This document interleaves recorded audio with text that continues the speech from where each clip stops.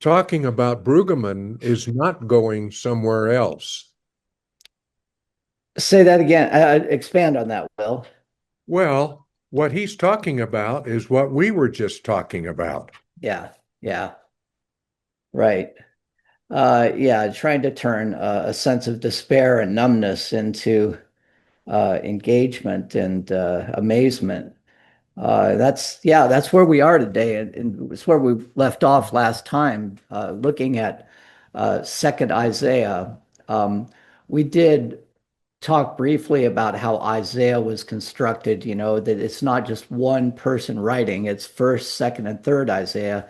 And these three writers span a period of about 250 years, beginning with Ahaz and Hezekiah in the middle of the 8th century, or towards the end of the 8th century, and then ending with third Isaiah about the beginning of the 4th century BCE. So, so make sure I have my dates right there.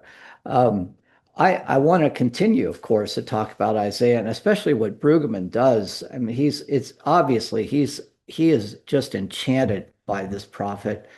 And if you read him and take into account what has gone on before, I mean, you might notice the last half of this chapter 4 is just replete with references to Isaiah. It's almost as if Brueggemann is letting the poetry speak for itself, and it is given the context and given the introduction that we've been given by Brueggemann, uh, it is rather enchanting, and I found myself just having all kinds of great insights, historically and spiritually while reading this. And one of those that I'd like to share with you, and I hope you'll give me the opportunity to offer this little detour in our study, because it does place Isaiah in a more global context, and gives us a sense of, what is happening, not so much politically, but what we might call in a meta psychological way on the planet itself, at least according to the references that we have and written references and whatnot. But what I'm about to introduce here goes back to a man that I have somehow kept from studying as well as I should have in my career, but I'm trying to catch up with him because he was a German theologian that had to live in the shadow of people like Karl Barth and Martin Heidegger. Actually, he was a philosopher um, at Heidelberg, and has probably not been given his due. But there's one part of his thinking that it has really helped me to think about this historical era that we're talking about. Karl Jaspers is, uh, he born in 18, excuse me, born in 1883. You can imagine that he endured the First and, of course, the Second World War. Interestingly, he was married to a Jewish wife and was able to keep her safe throughout the entirety of World War II, living in Heidelberg, Germany, as a professor of philosophy. Um, he was also the the instructor, the mentor, I should say, of a philosopher by the name of Hannah Arendt, who wrote and has written and continues to be quoted uh, with respect to her understanding of totalitarianism. She wrote a book, a very long book, called The Origins of Totalitarianism, and she died in 1975. But you might know her report that she wrote for, I think it was I think it was the New Yorker, called Eichmann in Germany, where she reported on that whole trial of Adolf Eichmann. But the reason I want to talk about Jaspers is that he identified something that I continually come back to when thinking about this time period that we're talking about. And he refers to it as the axial age. In other words, an age in which there was a revolution, something turning on an axis that has brought us into, our present, and without which we would not be able to think in terms that we currently think. And it's really true. Try to think in terms of a, a polytheism or henotheism. Polytheism is the worship of many gods. Henotheism is the worship of one God while recognizing there are many gods out there that could be worshiped. Um, in the time period that we're talking about, just prior to the Babylonian captivity and afterwards, Israel, the people of Judah, I should say, the Jews, are beginning to understand God in a new way. They are starting to become uh, not so much henotheistic, but monotheistic. And this just kind of tracks consistently with things that have been going on for the previous 200 years during the axial age. If you think about the changes that were taking place at this time, the Hebrew prophets fit right in the middle of that. From about 700 to about 500 BCE, we will have Jeremiah, Isaiah, first Isaiah, Jeremiah, second Isaiah, Ezekiel, um, and some of the minor prophets. But they're really always trying to get the people of God to think about God in a new way. You might say in a more holistic, universal kind of way. And the way they do that is by metaphor, right? This is what Brueggemann's been talking about. Uh, but also consider the enormous explosion of knowledge that's happening at this time in the world. Um, Now, Zoroastrianism was a Persian religion that probably has ancient roots, but it was expressed most clearly and systematically around 600 BCE. That's when the texts were written. In India at the time, the Upanishads. If you know about the Upanishads, they reference or they're founded on this idea that there is one single reality called Brahman, of which we are all individual parts, conscious parts, and the collective of all of our consciousnesses uh, make up Brahman, and the world is nothing but this constant birth, death, and rebirth, and Brahman experiencing uh, the dynamics of human being through that process. The Upanishads very, very obscure, but nevertheless actually not difficult to read, I've found. Uh, but they were being written at this time. This is also the time period in which Confucius was writing.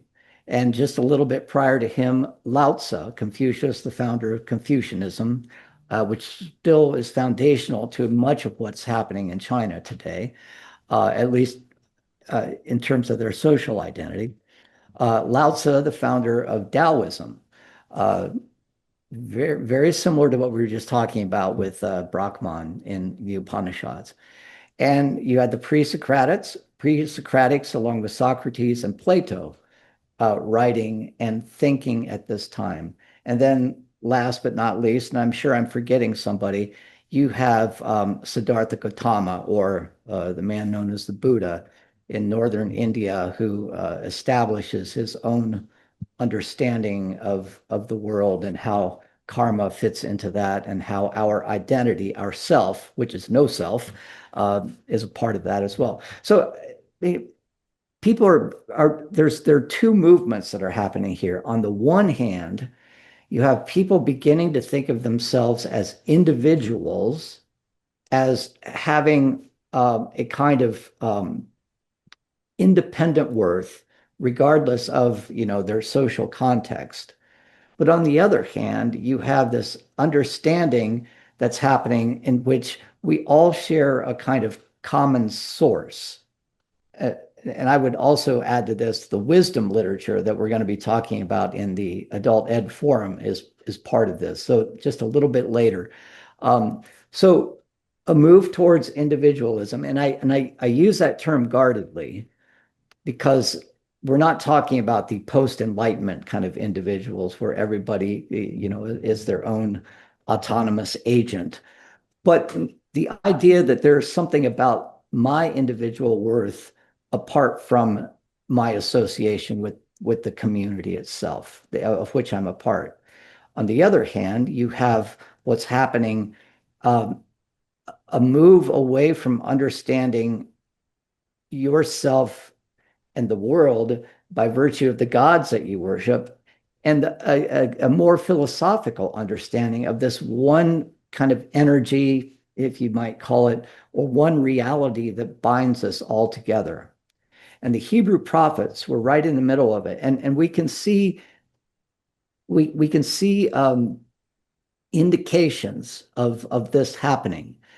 Probably the most relevant that I can think of is when Jeremiah, and Isaiah is going to do the same thing, is saying, hey, there's something new that's happening here. There's something new that God is doing. Before I wrote, Jeremiah says, before God wrote the law on tablets of stone, this is Jeremiah chapter 31, verse 31. But now, today, in the midst of this despair, I want you to know that I am going to do a new thing. I am going to write the covenant on the tablets of your heart. That's the kind of move towards what I'm calling individualism, though I wish I could come up with a better word, or an understanding of the value of human worth apart from, your association with the community. And we see this at the end of Isaiah, second Isaiah as well. At the end of the chapter that we're going to be reading, Isaiah tries to impress upon the Jews still languishing in despair, but still, trying to raise their hopes that something new was happening. Isaiah says, yes, God is doing something new.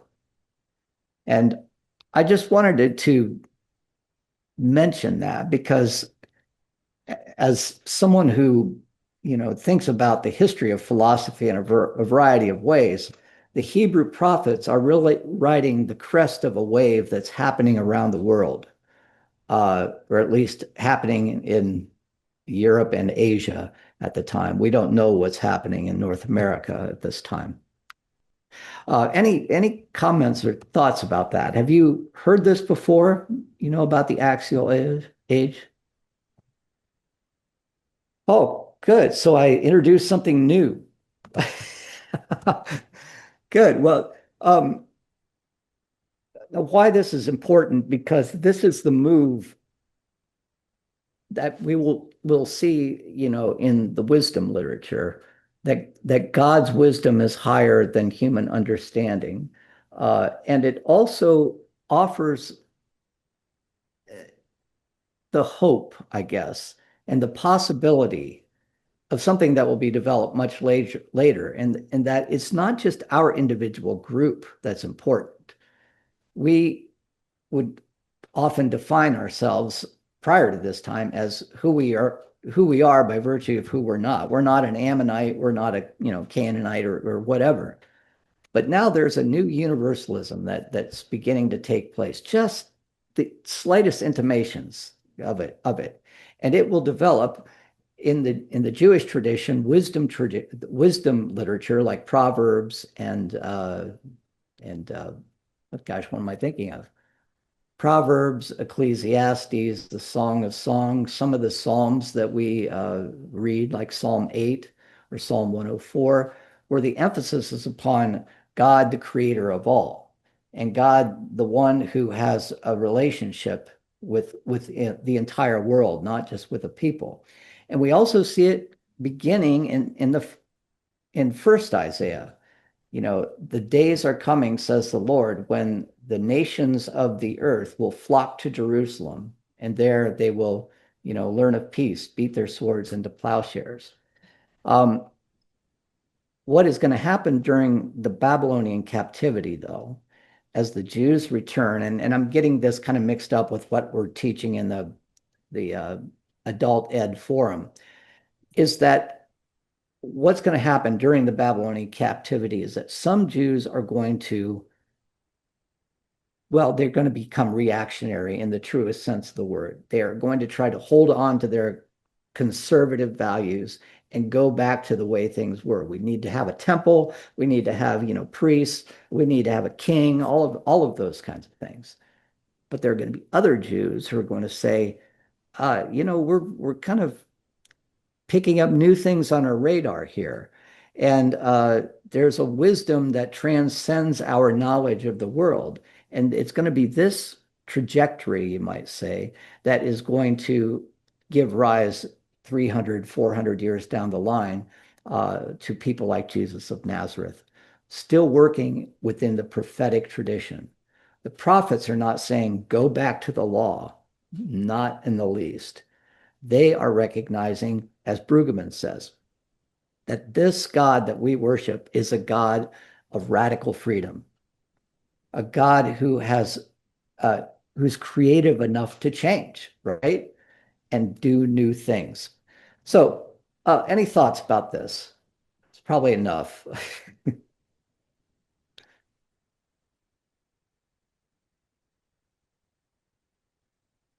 Let's remind ourselves where we were last time. We were making the transition to what Brueggemann calls the language of amazement.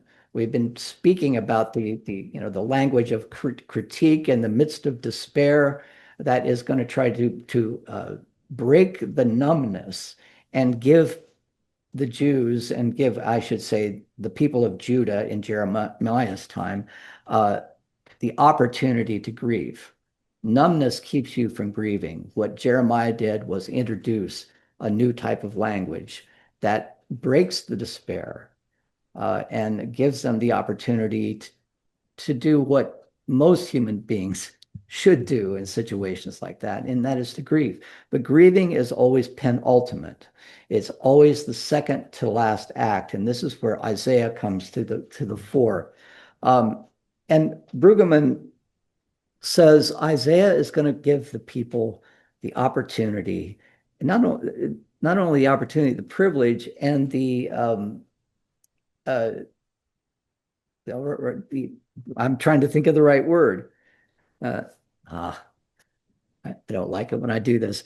Uh, he's going to give the go ahead. It's the okay. It's okay to worship God even in this kind of relatively despairing situation, because there's something happening that isn't quite exactly clear to us, but it is founded in faith. And he refers to this as doxology, giving glory to God. The opposite of doxology is what we read when we look at Psalm 137. How do we worship God in a foreign land? By the waters of Babylon, we lay down and we wept. We hung up our instruments on the trees when they asked us for songs of Zion. We just didn't feel like singing. That's the numbness and that's the despair. But in the midst of this, there's something brewing. And it begins with the possibility of doxology. And literally, doxology means giving glory to God. It doxa is glory, and it Greek, I should say, um, and it really is the most unusual and difficult thing that you can possibly do in the midst of your suffering to glorify God. Our natural tendency, and we see it in the book of Job, is to blame God in the midst of suffering. But out of the suffering will come something new, and it cannot happen until the suffering happens. But what Isaiah is going to assure the people about, is that there's something new happening. That's this genuine innovation that is coming. Isaiah sees, as Brueggemann says frequently, Isaiah knows what time it is. Babylon is about to fall. Persia is on the rise. And in the midst of this time, which is just kind of languishing time, there's a newness that's going to be introduced by his words. And it's a newness that comes from helping the people realize God's radical freedom. God has the courage to change. And so this is where we were last time. The introduction to Second Isaiah, comfort my people, says your God. Speak tenderly to Jerusalem and cry out to her that her warfare is ended, that her iniquity is pardoned. Um, what a great preface to a prophetic book. And the rest of the book is going to be words offered, pronouncements offered that seem completely contrary to the perception of reality that people are experiencing in the midst of their, you know, their captivity in Babylon. Um, at a time where it appears that the gods of Babylon, Marduk, for example, who's the creator god, sometimes referred to as Bel, which is a variation on Baal, and then another god, which was very important to who was very important to the Babylonians, Nebo, who was the god of wisdom, the god of science, the god of astronomy, right? The, the wise men of Babylon would search the stars and before doing so, appeal to Nebo for insight. In the midst of a situation in which it appears that these gods have been enthroned in the heavens, second Isaiah makes this political announcement, and it's an enthronement, excuse me, it is an enthronement pronouncement. It's political. You know, you are working with a very concrete political reality, he says to the people. But above this political reality, there is something that we need to acknowledge. And it's something that is going to give us new hope. And this was the essence of uh, Isaiah 40, verses 9 through 10. Um, Get you up to the high mountain, O Zion, herald of good tidings. Lift up your voice with strength, O Jerusalem, herald of good tidings. Lift it up, fear not. Say to the cities of Judah, behold your God. Behold, the Lord God comes with might. Um, what do you hear in that? Let me just read it again. I'm on page 69, and you can also read it in your Bible. But listen to the words carefully and think about, well, just tell me what you hear. Get you up to the high mountain, O Zion, herald of good tidings. Lift up your voice with strength, O Jerusalem, herald of good tidings. Lift it up, fear not. Say to the cities of Judah, behold your God. Behold, the Lord God comes with might. Any initial responses?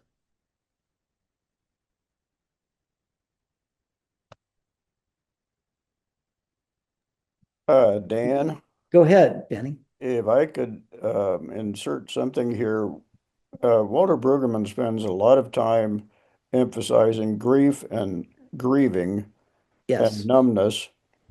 And you and all of us have talked, about the importance of context. Yeah. And one of the things that I have not seen any reference to is the fact that following the Babylonian captivity in 587, is that close? Yeah. 587 BC. Yeah, correct. Yes, the Jewish people, became a colony of a series of great powers, um, lasting,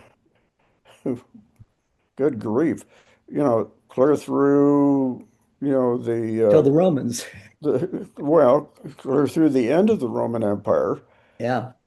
And colonialism creates a very, very different situation than if it be Indiana or Nebraska or, that people were grieving in. Um, Yeah.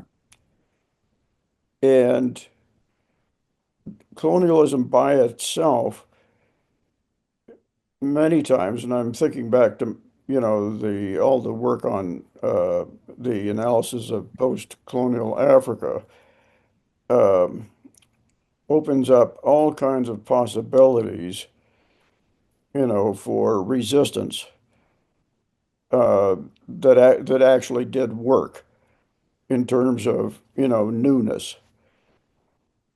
Mhm. And, you know, I don't think that context, you know, of where Judah was at that time for almost 1,000 years, Yeah. uh, you know, had to, you know, provide all kinds of opportunities to think in these prophetic terms. Um, which you did. I don't think you saw that, and maybe you did in Babylon and Persia and Rome and inside, you know, the powers that be in those empires. Just, Mhm. I think that context is so important. Well, and it's the context that we always have to read the Bible in, because for the most part, we're looking at a document of the faith of a marginalized people. And and this is why something like this is so, I mean, there's a great irony in this, isn't there? In that we're talking about an enthronement of a God to people who are, you know, down to their lowest numbers. They are being assimilated into the royal consciousness of Babylon, if you want. And Isaiah is called to turn it around, you know. And what I hear in this, in these good tidings, I hear the pronouncement that the angels are making to the shepherds in Luke, right? Fear not, for I bring you good tidings. Uh, and on this day, uh, enthroned on the mountains, I think is how it says. Now, this is very interesting because, and this is why I gave you the introduction to the axial age and this move towards universalism. Um, Get you up to the high mountains, O Zion, herald of good tidings. God is being enthroned uh, in creation itself. Compare this, by the way, to Isaiah 6. Let me see if I can pull that up really quickly, where, let's see, I'm not going to be able to do it. I thought I had it marked, but apparently I do not. Oh, here it is. Yeah. Compare this to the vision that Isaiah has of God in roughly 730 BCE, prior to the Assyrian conquest of the northern kingdom. Um, in the year that King Uzziah died, I saw the Lord sitting on a throne high and lofty, and the hem of his robe filled the temple. Seraphs were in attendance above him. Each had six wings. With two, they covered their faces. With two, they covered their feet, which is a euphemism for their genitals, by the way. Kind of interesting. And with two, they flew. And one called to another and said, Holy, holy, holy is the Lord of hosts. The whole earth is full of his glory. And the context here is, again, important, right? In second Isaiah, God is being enthroned not in a temple. A temple is very local, right? A temple is the place where you worship uh, your local gods. Uh, it's appropriate if God is now being perceived as the God of creation. You know, we're starting to see this in the wisdom literature, and it was also emphasized in the Yahwist tradition. Remember, because Solomon wanted to emphasize that if God was the God of all creation, then Solomon, his chosen, would also be that. But this is not the God of colonialism we're talking about. This is the God who has a concern for all people over and above the Babylonian gods, you know. And so what Isaiah is trying to do is to get the people in their numbness and in their grief, uh, to reclaim their imagination. Tell those old stories. Tell the old stories.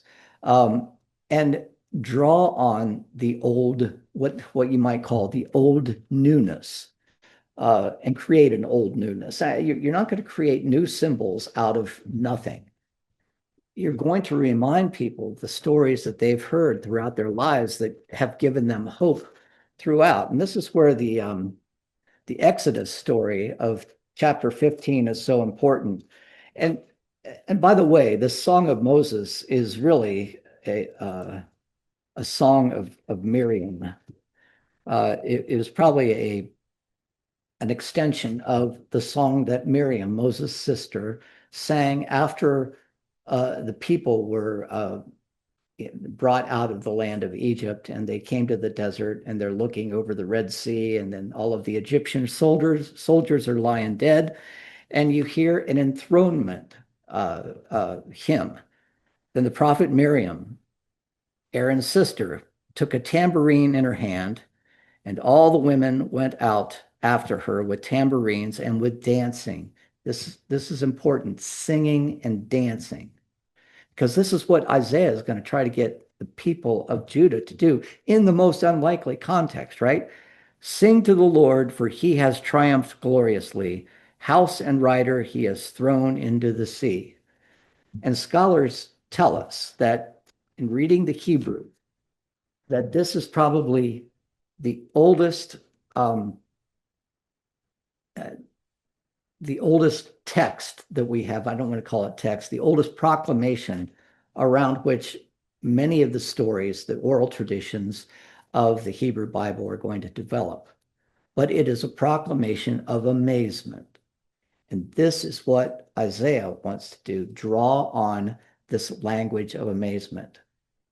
And when this happens, the most unlikely result is going to be that singing becomes possible, right? And we're not talking about singing the blues, though I'm sure there's something about that that's very intriguing. We're talking about singing as Miriam was singing after the conclusion of their exodus from Egypt. Singing is possible. Let me read what Brueggemann has to say, if I can find it. I'm going to read about a third of the way up the page. I'll start here. Israel is in a new situation where singing is possible again.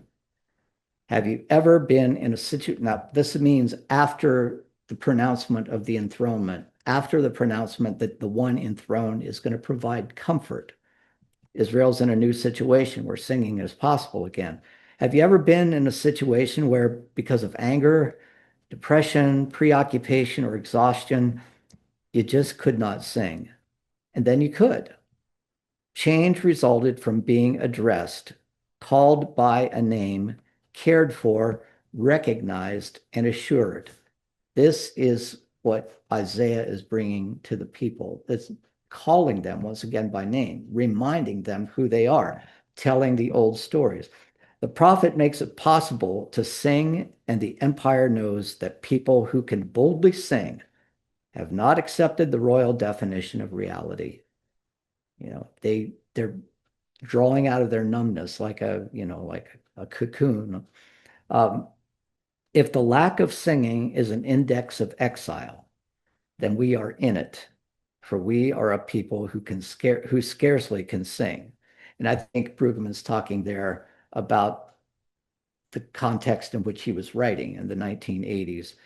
The prophet makes the hopelessness of singing happen again. And this is where the second enthronement hymn comes in. Second enthronement formula is even more familiar. How beautiful upon the mountains are the feet of him who brings good tidings, who publishes salvation, who says to Zion, your God reigns. Again, reference to the mountains, reference to creation. Again, reference to good tidings, literally, euangelion, gospel, is how it's translated ultimately into Latin. So Isaiah is bringing gospel, and don't hear New Testament. I think I need to tell you that Isaiah is bringing these good tidings that have been long sought after, and the response is to break into song. And there is in this what Brueggemann calls this inversion to real power. But it doesn't happen apart from suffering. You must descend to, as John of the Cross said, the dark night of the soul to be able to truly sing again.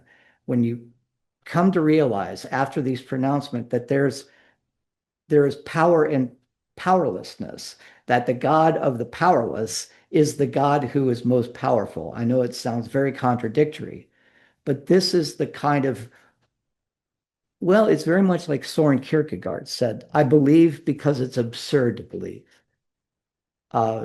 You reach a point where reason no longer provides the answers that you need. And there's a new joy that comes in this. And the effect of that joy is an energized faith. I make this reference to suffering. This is eventually second Isaiah is going to talk about suffering in Isaiah chapter 53.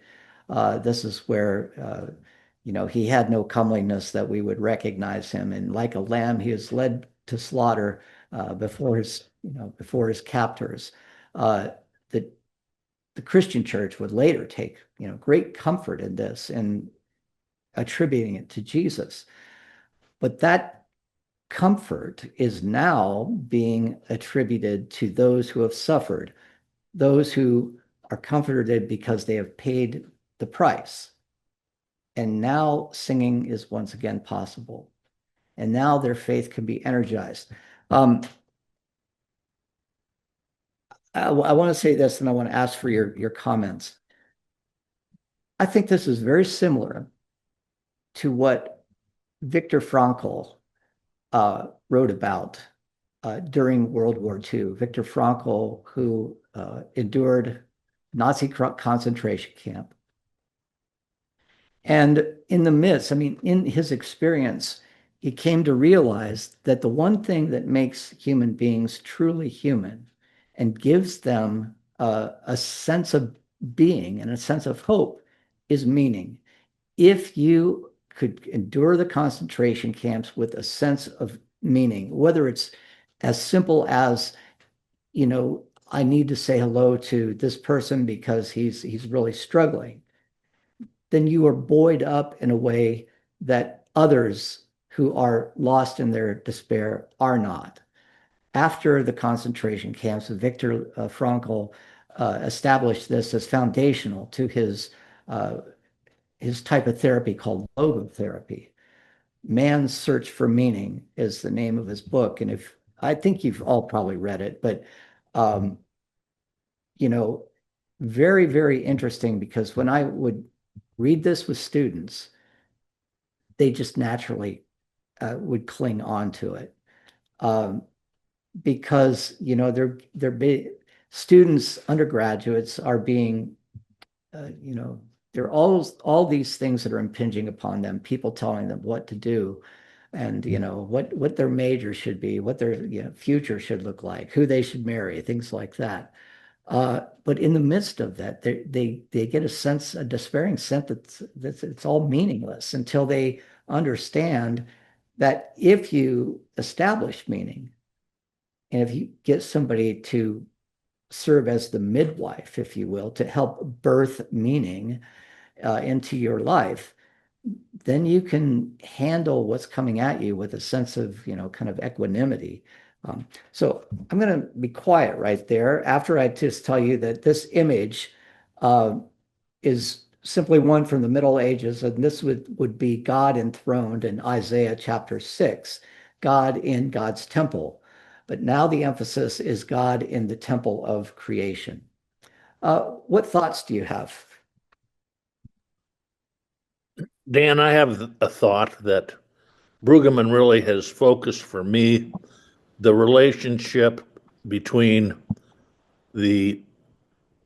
I'll call it the Jewish tradition of prophecy, which, by the way, I think the present lay church member would just say it's prophecy. It's all the same. They wouldn't probably make too many distinctions. But Brueggemann makes it tied to history for me so much. I mean, at one point you get a prophecy that says, if we just get better with God, he'll restore us to the Davidic kingdom. Mhm. And then you get to a point where second Isaiah and, Jeremiah to a certain extent, but certainly second Isaiah says, and as Brueggemann says, in a sense, he says, second Isaiah could read the newspaper. If it hadn't happened, you could pretty much tell it was going to happen. Right. And I think the big change historically there is, and where the prophetic imagination comes into play, is to get away from the idea of empire. Because there was a certain dream of, return to the empire. And at the point of the Babylonian exile, that was done. Mhm. That was way done. And in fact, it was done for a long time. And I think that this prophetic imagination adapts to that fact that, okay, we're beat.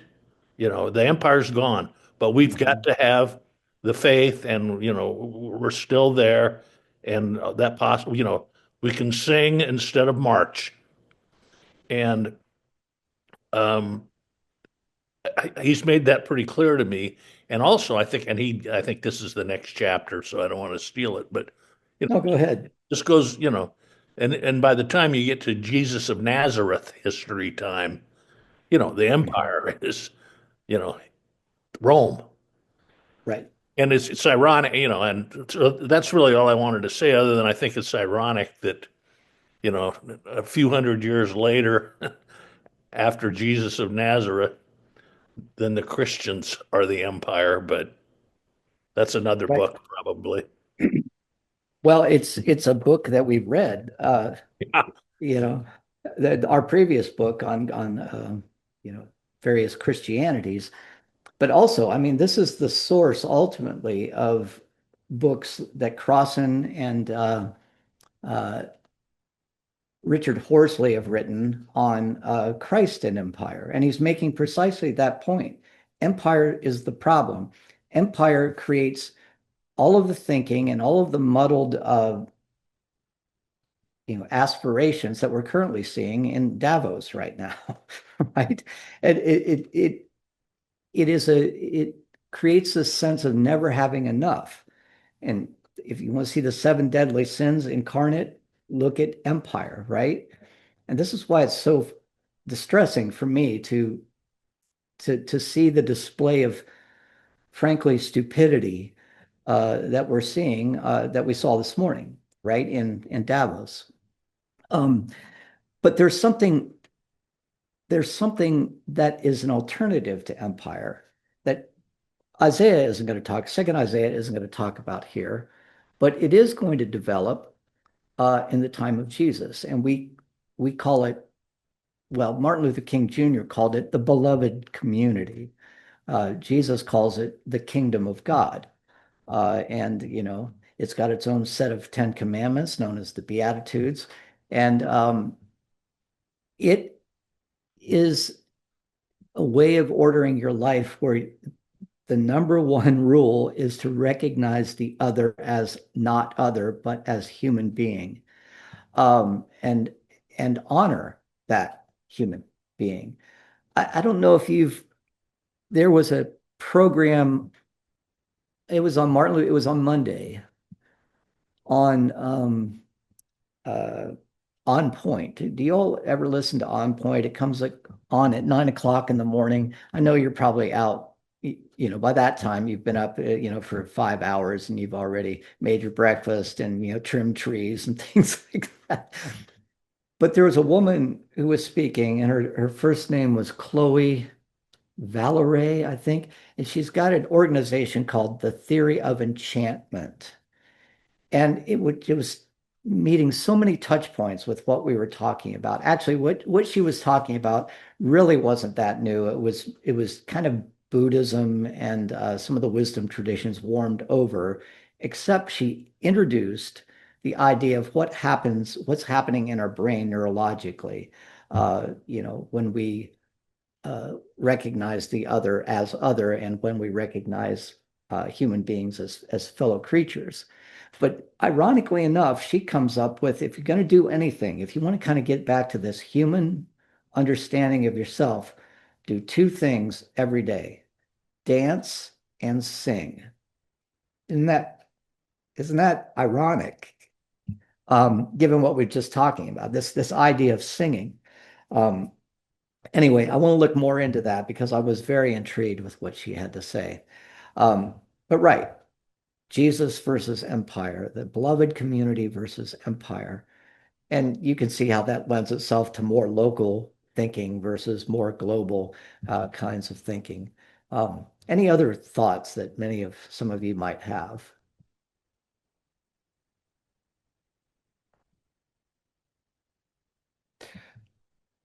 Then let's move on then.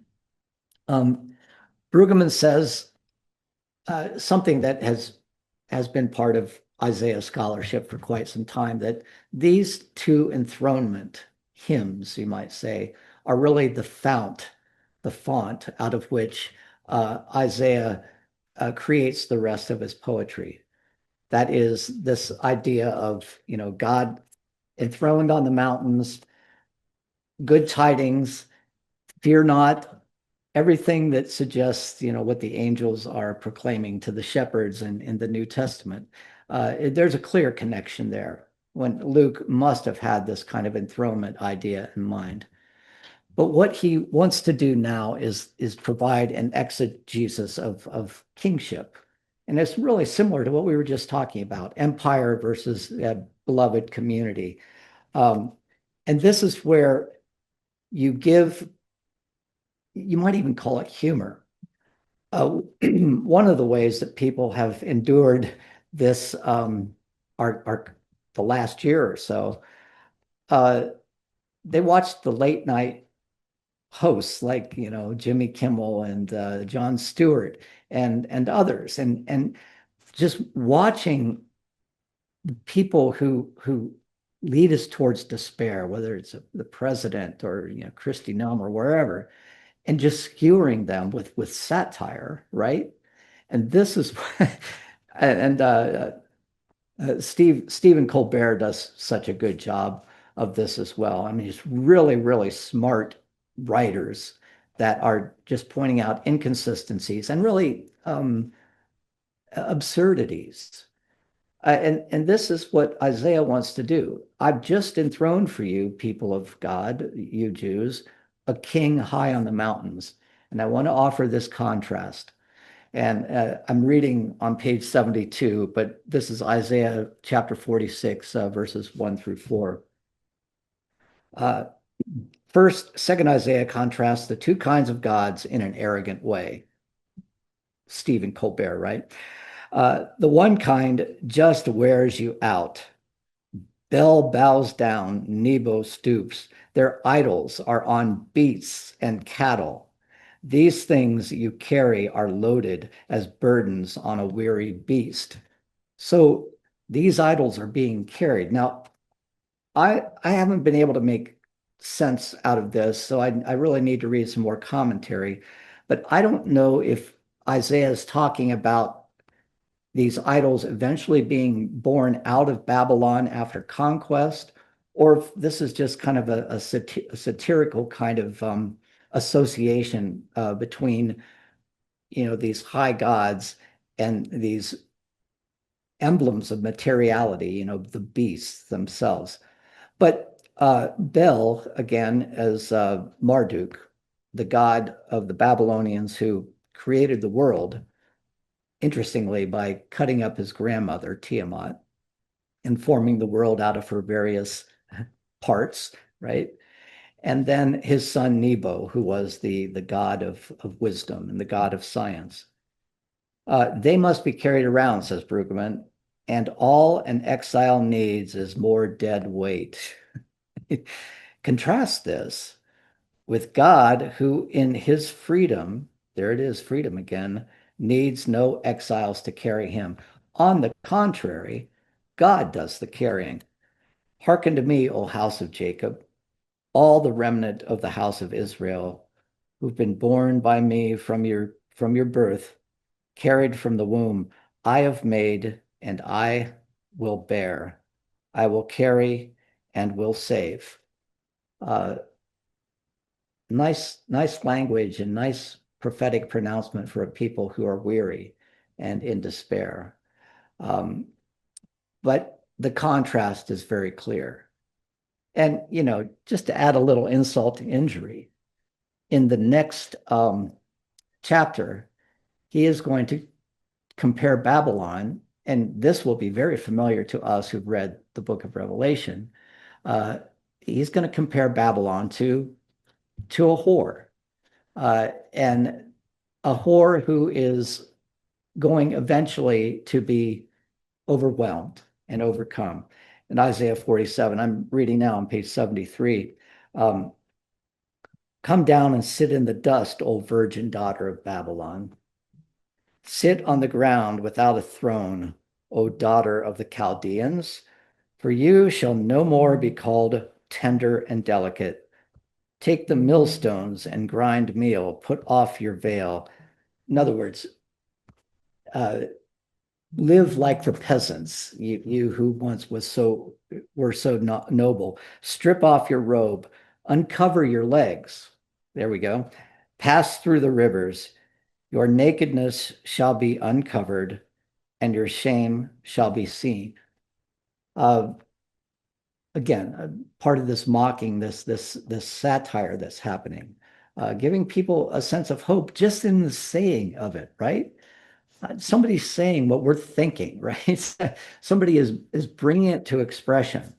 And this is almost right out of the book of Revelation, where, the whore of Babylon and with riding the beast with the 10 horns appears to be winning the battle until when you read in chapter 18, the legions of heaven are going to destroy her in the fiery bowels of hell. And this is what this graphic from the 12th century is referring to.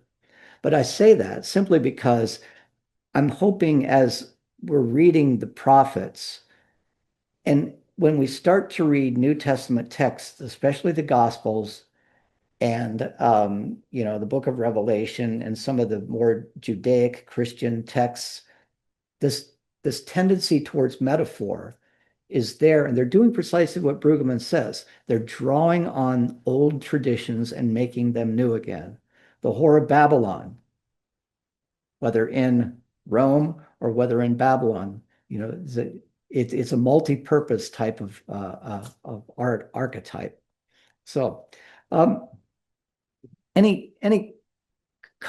also want to say with that, Paul does not do this. Paul uses the language, as Brueggemann's saying, Paul uses the narrative and the language of empire, the refrigerator repair manual, right? That's why so many evangelicals focus on those letters of Paul and just disregard everything else, especially 1st and 2nd Timothy. I don't know what it is about that, but anyway, I'm going to conclude there. But do any of you want to have any last comments or thoughts that you've been thinking in the midst of this?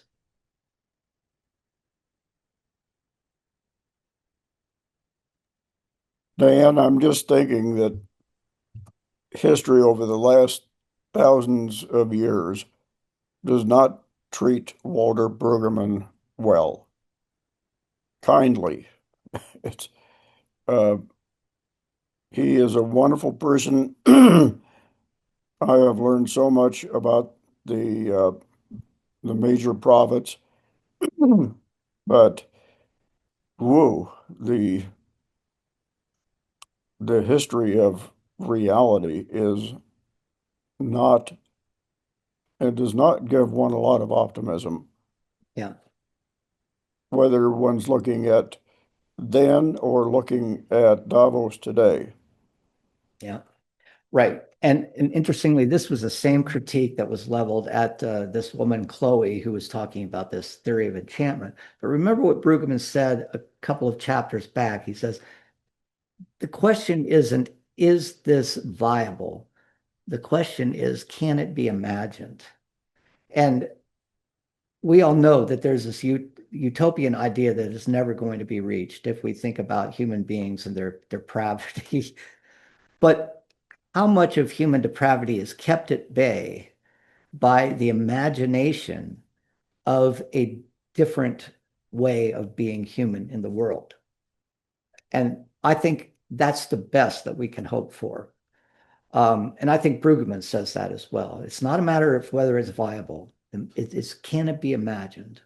And if it can be imagined, then what do we do as prophets to fan the, or to help nurture the imagery to give people a sense of hope? Go ahead, Denny. It's always worked, as we mentioned previously, by nibbling around the edges. Yeah, And, the Martin Luthers and the Martin Luther Kings, and they have sometimes succeeded, sometimes not. yeah, But, the keep at it. yeah. Yeah, that's the important thing. Yeah, I always come back to it was almost a throwaway line in 1984, George Orwell's book. He basically said if there's any hope, it lies in the proles, the PRO, the proletariat, not the bourgeoisie, but the people out there working with their hands and still allowed to be innovative, not co-opted into the what we've been calling the royal consciousness. And where did Jesus start his ministry? Precisely with the proles, so to speak. So anyway, boy, it's been a real pleasure for me to get back into this material, and I hope it has been for you as well. When we come back, we're going to finish up just the last couple of pages of chapter 4, and then we will get into what Mac was already alluding to, and that is how does Jesus fit into the paradigm that we've been talking about of criticizing and energizing. We've got one chapter for each, and then we're concluding this book. So thank you, everyone. And I hope to see you soon.